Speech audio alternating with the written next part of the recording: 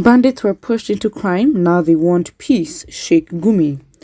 Kaduna-based Islamic cleric Sheikh Ahmad Gumi has said that bandits find themselves in the criminal activities because of the ugly situation of the country.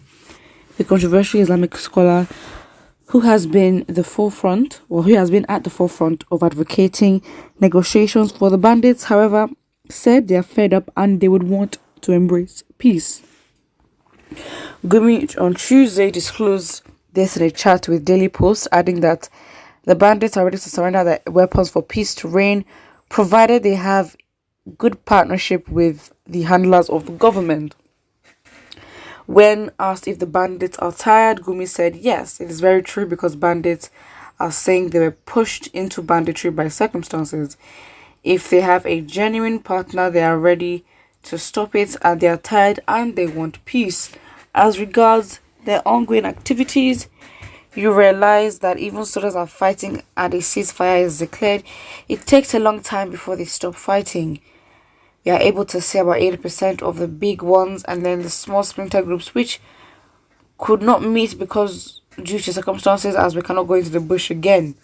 So you're going into the bush to negotiate with criminals. But generally, they are ready for peace. In fact, we have gathered the representatives, discussed with them, and they are ready, but they need a genuine partner. Politics is the cause of this issue. Bandits have been wreaking havoc in the northern part of the country. Love that ending. I think what's even more painful is that we're giving this man, we're still listening to this man. His opinion for some reason still matters. Listen, okay? There's nothing this man has to say. There's literally no point justifying the unjustifiable. You're literally wasting your time, wasting your breath.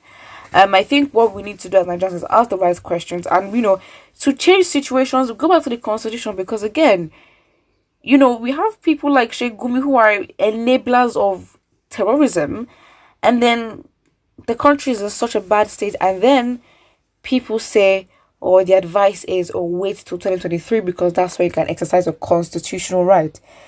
Basically, we have no rights in the country because you're telling me a country can be this bad and we have to wait and just deal with, the present, the actual country that we have to deal with. That is very, very bad. So again, that's it. That is it. Somebody says, you see how insensitive Nigerian government can be. Apparently an individual is advocating for some group of terrorist organizations. Listen, it's so shocking. This man, Mieti Allah, this man, Shegumi, Mieti Allah, Gaba, Shehu, all my days. All these people, I don't even know why we give them the time of... They should, honestly though, see, that's the thing. They want to say that, okay, fine, they want to cancel social media and all that. But then these people get to also use social media as well. So again, it's just so sad that it's like, we have opinion. Oh, that's it. But there's no point justifying or analyzing what he meant to say or what he didn't mean to say or get angry about it. Again, we understand the kind of standard that we have.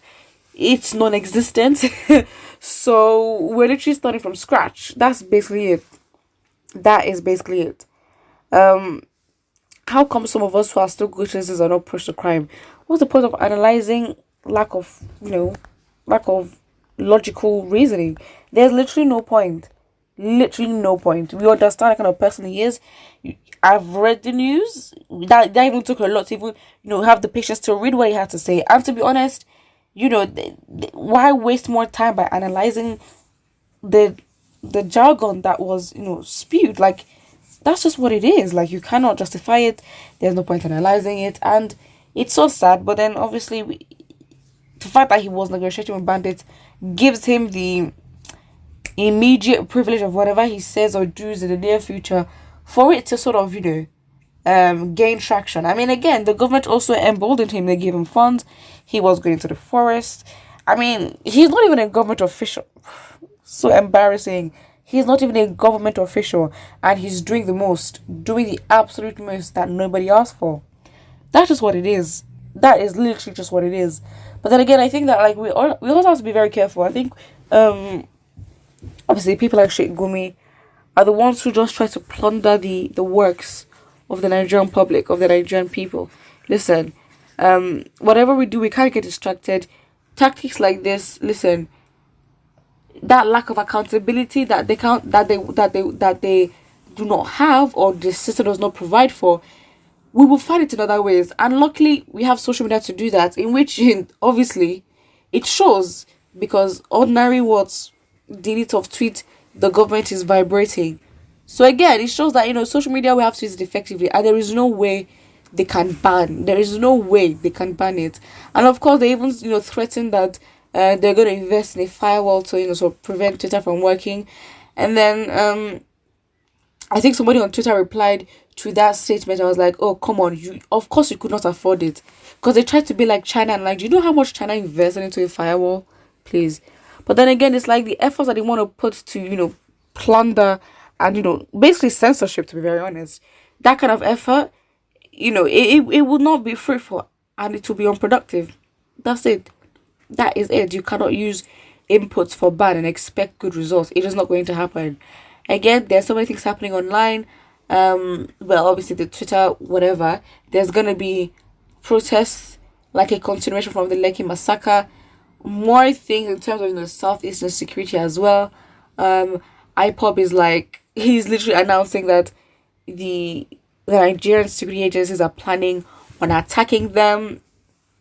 And again, they've called out the bag eggs amongst them, in terms of saying, how can you be part of a people and you're helping foreigners sort of destroy your own people?